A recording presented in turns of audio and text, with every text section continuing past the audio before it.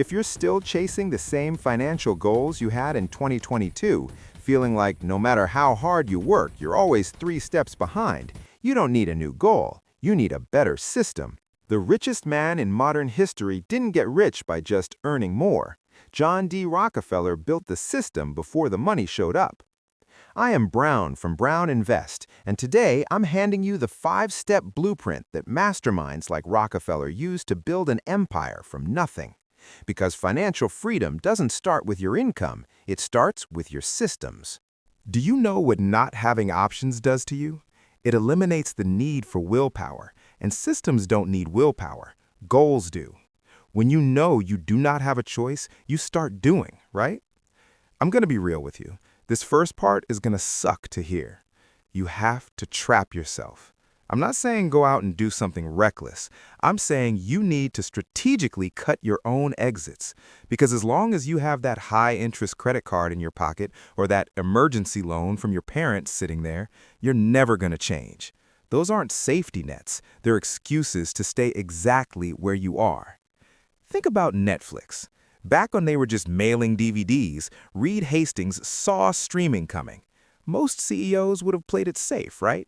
They would have kept the DVD money and dabbled in streaming. Not Reed. He basically set fire to the DVD business to force the company to win at streaming. It was streaming or death. That's a forcing function. It's about cornering yourself so you have no choice but to grow.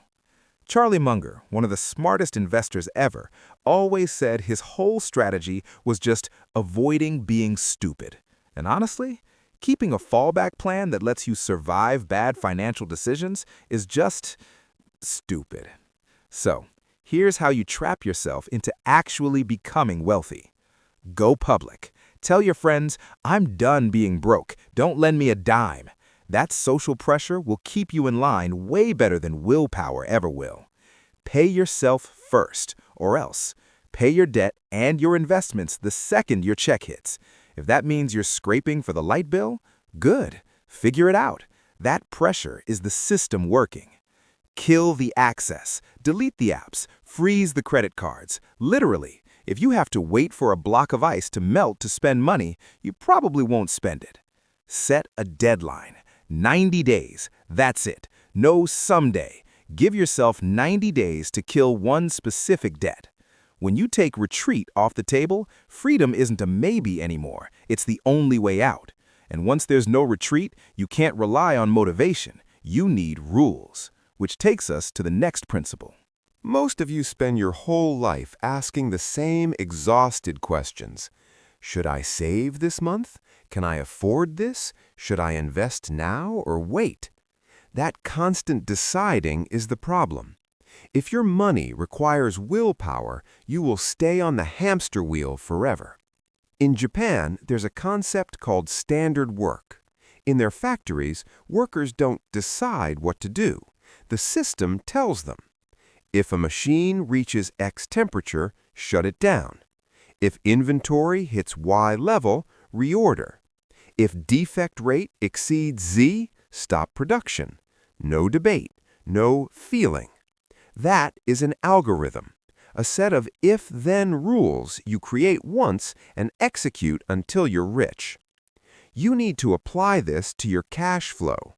You need to stop thinking and start running the code. Money works like a financial engine. If your paycheck hits, then 20% goes to your brokerage account immediately. If expenses exceed $400, then you stop spending, period. If net worth updates, then rebalance quarterly. Rockefeller was the king of this. Before he was a billionaire, he carried a small red ledger called Ledger A. He tracked every single cent. Why? Because he knew that data removed the need to decide. The data made the decisions for him. When you track your income, expenses, and net worth consistently, you stop guessing, you stop hoping, you stop reacting. You move from emotion to execution. And once your money runs on rules instead of feelings, the next step becomes obvious. You automate it, so it runs even when you're tired. We've all been there. It's the day before payday and you have it all mapped out. You've got the plan, the budget, and the willpower. But by Friday night, the plan is gone and you're back in the same loop. That's all willpower gives you, wishful thinking. Automation, on the other hand, removes you from the loop entirely. If you have to think about saving, you've already lost. Your bank doesn't think about charging you interest. It's a system. You need to be just as cold. A study on retail investors showed something shocking. The more often people checked their portfolios, the worse their returns were. It wasn't the market that changed, it was their emotions. Fear leads to panic selling. Greed leads to overtrading. The most successful investors aren't smarter, they're just less involved. Warren Buffett is not a genius because he picks stocks. He's a genius because he designed an environment where the wrong decisions are impossible to make.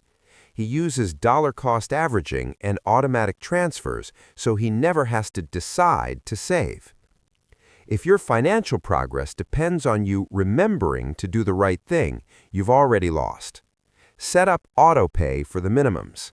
Set up a recurring transfer for your investments. Your goal is to make it harder to not save than it is to save. As David Bach, the author of The Automatic Millionaire, says, you cannot spend what you do not see. If the money never hits your main checking account, your brain doesn't register it as spendable. You aren't budgeting anymore, you're just living on what the machine left behind. This is where wealth actually accelerates. Now that the machine is automated and your defense is locked down, you're going to notice something. You have space. You've mastered the defense. Now it's time to play offense. But here is where the 90% get it wrong again. Most people believe wealth comes from reinvention. They think they need a side hustle or they need to quit their jobs and start a business. But that's not how most wealth is built. Look at the income stacking system. When a massive factory produces steel, they don't just throw away the heat. They capture that heat and use it to power the building. They monetize the byproduct of the work they are already doing. Oprah Winfrey didn't leave television to build her empire. She extended it. She took the skills she already had, connecting with an audience, and multiplied it across books, products, media, and investments. Jeff Bezos didn't quit his hedge fund job to start Amazon recklessly. He calculated the regret. He built while he worked. He expanded intelligently. Rockefeller didn't just sell oil. He sold the barrels. He sold the transport. He owned the entire secondary output of his main system. The principle is this: don't replace your income, stack on top of it. If you're a cook, don't just cook, sell the recipes. If you're an accountant, sell consultation services to small businesses. You don't have to learn a new thing in order to earn more. Use the skills you already have, the network you've already built, the credibility you've already earned. The goal isn't to work 80 hours a week. The goal is to make every hour you already work pay you twice. Making more money doesn't make you free unless you lock in the next rule. You can build the best financial machine in the world, but if the pilot hasn't changed, the plane is still going to crash. Financial freedom is hard until your identity shifts. You have to learn to reinvest before you reward. This is where most people fail. They hit a milestone, they get a bonus, and immediately their lifestyle creeps up to meet it. But the 1% are different.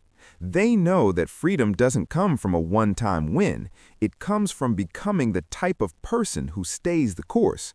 When you build these systems, you aren't just managing cash, you're upgrading your brain's operating system. You stop saying, "I can't afford that," and start saying, "That doesn't fit my algorithm."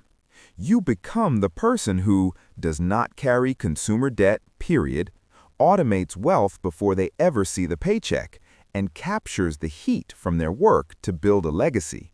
James Clear was right. You don't rise to your goals, you fall to the level of your systems. But once those systems are your new normal, you don't need willpower anymore. Your identity does the work for you. Rockefeller, Munger, Oprah, they didn't just use systems, they became the system. If you're ready to join the 1% who build rather than just wish, hit that subscribe button and join the Brown Invest community. And if you know someone who is still trapped on that 2022 hamster wheel, share this with them. They need a system, not a goal. Financial freedom isn't exciting. It's not loud, it's not viral. It's quiet, it's boring, and it's permanent. Systems don't feel like progress while you're building them, but they compound in ways motivation never will. Build your system once and let it work for the rest of your life. Drop a comment below. I want to know, which system are you going to implement first?